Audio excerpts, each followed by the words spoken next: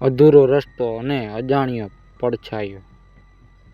રાતના 12 વાગ્યા હતા. આકાશમાં કાળા ડિમાંગ વાદળો છવાયેલા હતા અને વરસાદની હળવી ઝાપટ પડી રહી હતી.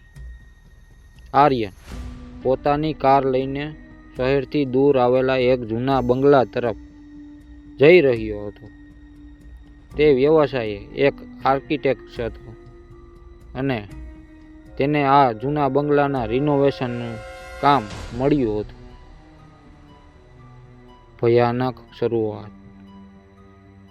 બંગલાના દરવાજા પાસે પહોંચતા જ ગાડીની હેડલાઇટમાં તેણે કંઈક જોયું. એક સફેદ કપડાં પહેરેલી આકૃતિ રસ્તાની વચ્ચે ઊભી હતી. આર્યને જોરથી બ્રેક મારી. ટાયરના ઘસવાનો અવાજ આખા જંગલમાં ગુંજી ઉઠ્યો. પણ જ્યારે તેણે નીચે ઉતરીને જોયું તો ત્યાં કોઈ જ નહોતું. બંગલાની અંદર બંગલાનો દરવાજો જૂનો હોવાથી ખોલતી વખતે મોટો અવાજ થયો. અંદર બધે જ ઝાડા અને ધૂળ જામી હતી.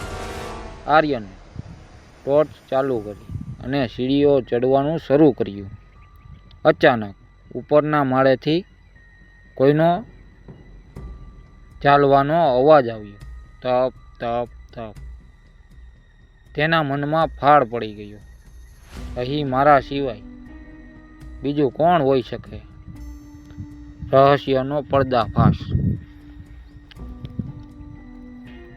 તે હિંમત કરીને ઉપરના રૂમમાં ગયો. ત્યાં એક જૂનો લાકડાનો કબાટ હતો જે આપમેળે ખુલી રહ્યો હતો. આર્યનની ધડકન વધી ગઈ.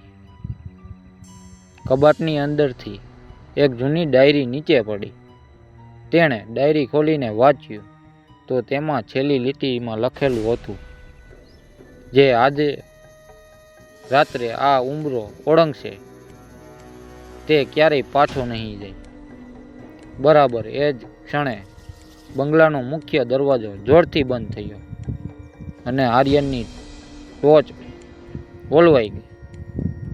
અંધારામાં તેને પોતાની પાછળ કોઈનો ઠંડો શ્વાસ અનુભવાયો.